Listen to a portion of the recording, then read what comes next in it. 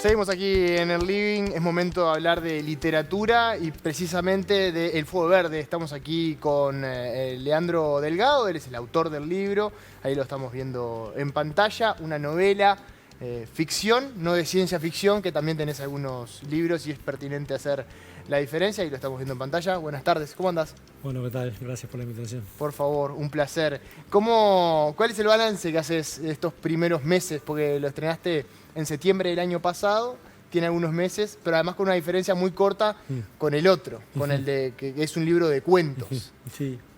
¿Cuál es el balance que haces de este en El particular? balance es bueno. Hasta ahora he tenido la devolución de 3 o 4 personas Sí. que son importantes y son muy buenas, Mejor de lo que esperaba. Cuando decís personas importantes... Cercanas, Cercanas. pero que yo considero buenas lectoras. Ujú. Personas que leen bien. Perdón que insista en este punto, pero ¿cómo es o qué hace una persona que lee bien? Y entiende, sabe si la novela funciona, Sí. si están planteados bien los personajes, si fluye, si no deja fuera al lector, que es todo lo que pasa en el otro libro. Que también, no porque sea malo, sino porque es otra cuestión. Tiene otra forma. Sí, otro tiene otra formato. forma. Sí, son cuentos y más fantásticos y más extraños. Ujú. Esta novela es mucho más legible, tiene algún elemento fantástico, pero muy sutil.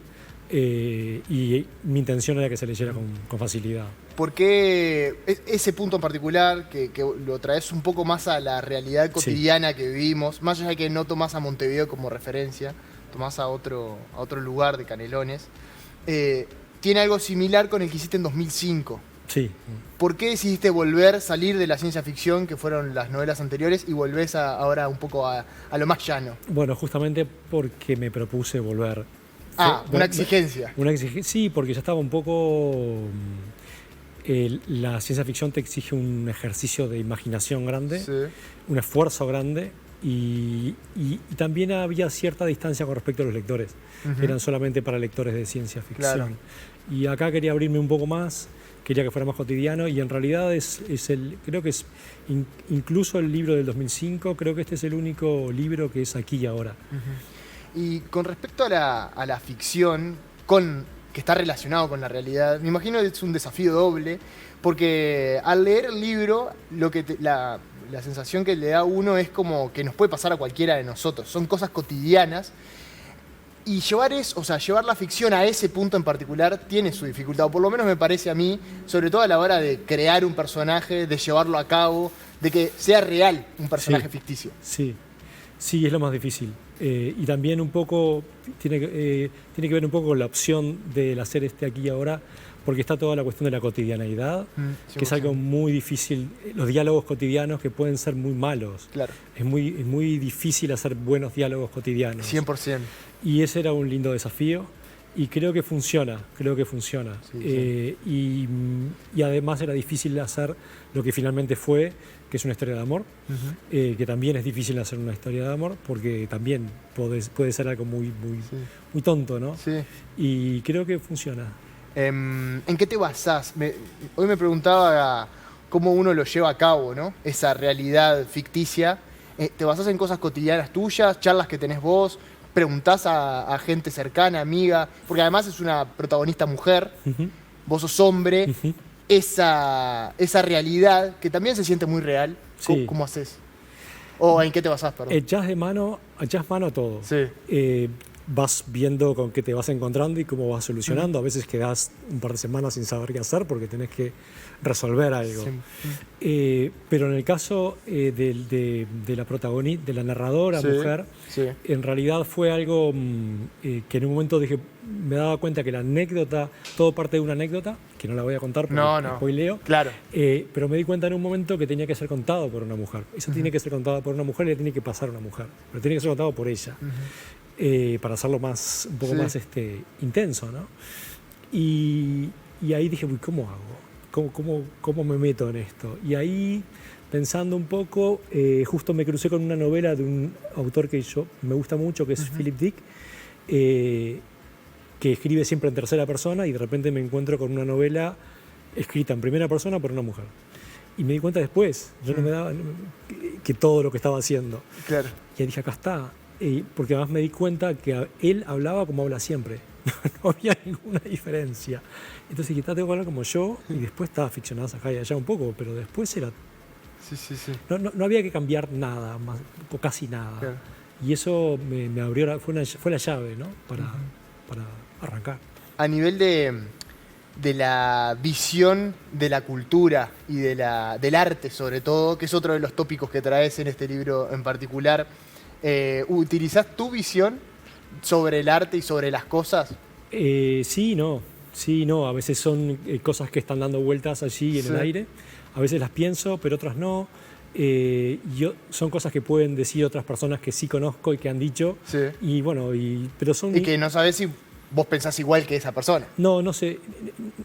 La palabra es no sé si pienso igual. Pero está bueno traer esas cuestiones a que aparezcan ahí, que se discutan, ¿no?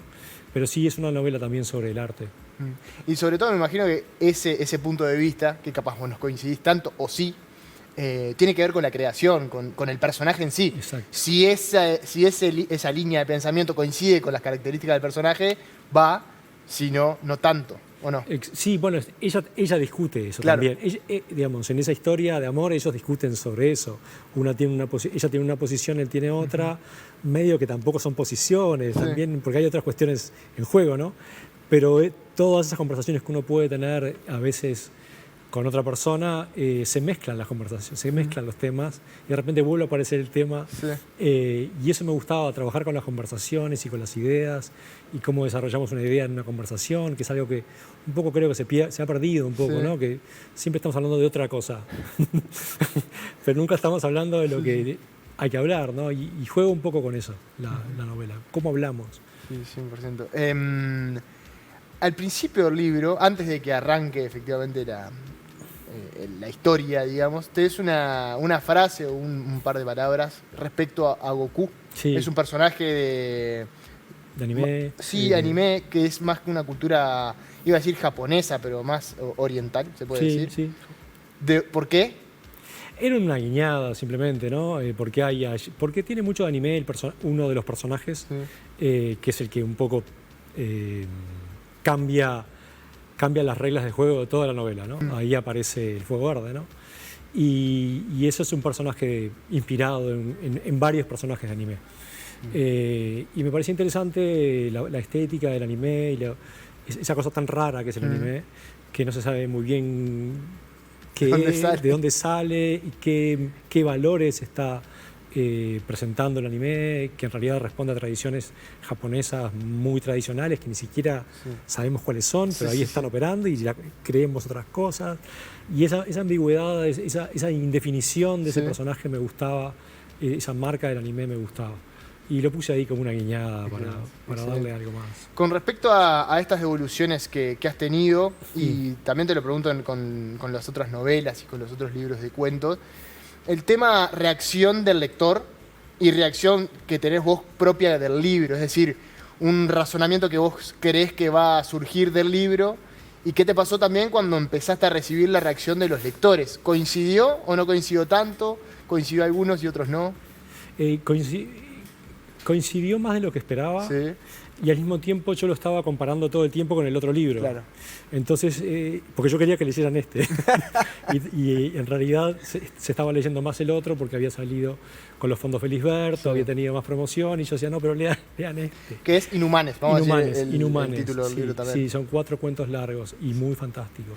Fantásticos de fantasía y ciencia ficción. Pero la reacción coincidía y, digamos, para mi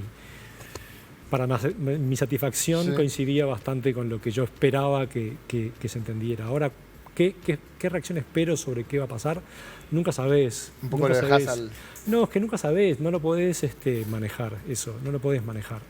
Y en realidad, sobre todo en la literatura, si fuera un disco, si fuera un cuadro o una exposición, esa reacción es mucho más inmediata. Acá tenés que esperar a que esa persona lea, cuando lleguen sus vacaciones, en general, y después, y puede llevar un año, un año o más incluso, para ver qué pasó con ese libro. Más allá de que tiene una lectura bastante rápida, hoy hablábamos de lo llano, de lo cotidiano, también tiene eso, a nivel de lectura se lee muy fácil.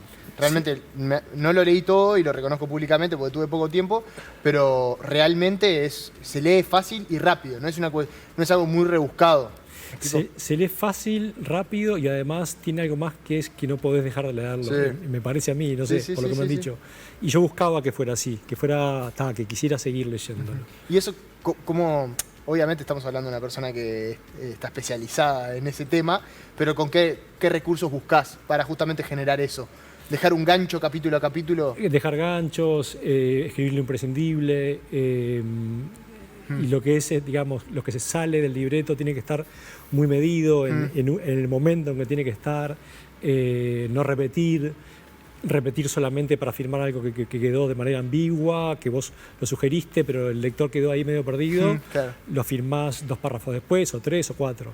Esas cosas, ¿no? Siempre siendo cortés, ¿no? Con el lector, siendo amable, ¿no? ¿Y siempre te pareció sencillo el hecho de utilizar los recursos técnicos y al mismo tiempo estar haciendo la ficción, imaginándote esa ficción? Eso me encanta, es lo que me encanta Es lo que más te gusta. Eso es lo que más me gusta. Pero otro dato que es importante, que me costó muchísimo en esta novela en particular, que creo que es parte de esa fluidez o de esa rapidez, es la continuidad. Sí. Claro, no puede aparecer de una forma y 2 capítulos después con el pelo largo y después... Bueno, eso me llevó muchísimo esfuerzo y además ahí se lo di a otra gente para que viera, por favor, fíjate si no hay... Si ese punto en particular si estaba bien hecho. Estaba bien y me observaron cosas que yo no había visto y ahora no quiero no avancemos más sobre el libro porque realmente está muy bueno. Pero la continuidad sí fue es clave también. Finalmente, antes para cerrar y que la gente también conozca, digamos, la pata que yo creo que es importante en este caso, que tiene que ver con la preparación de la persona para quien escribe en este caso.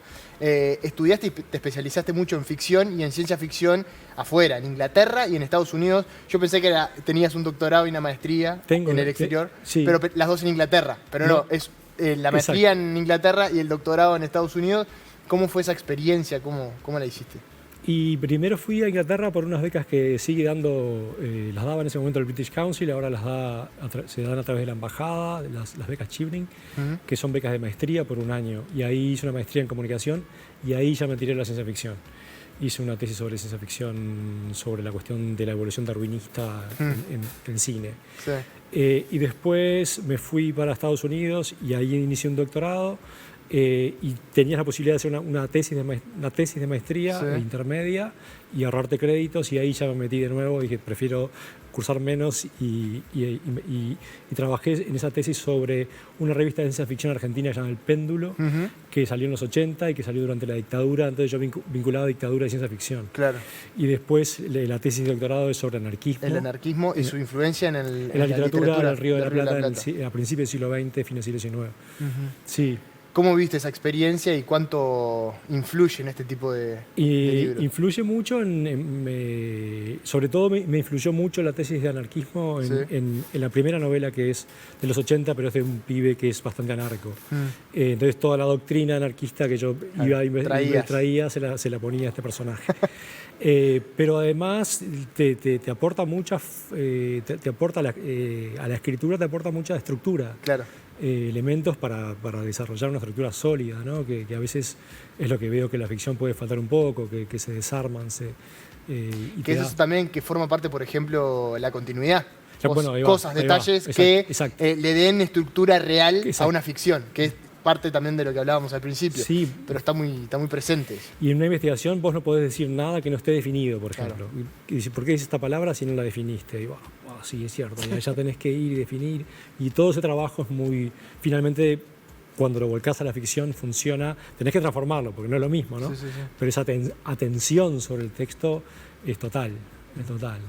Bueno, Leandro, agradecerte obviamente por estos minutos, por la charla, e invitar a todos los televidentes a poder adquirir el libro, que está en todas las librerías. En todas. En todas ellas. Sí. Así que van allí, El Fuego Verde, pueden adquirirla, ahí lo están viendo en pantalla. Editorial Editorial está muy bien. No me olvidé decir, tenés razón. Y bueno, nada, muchísimas gracias, realmente un gusto, y están todos más que invitados aquí en tu libro. Bueno, muchas gracias. Muchas gracias.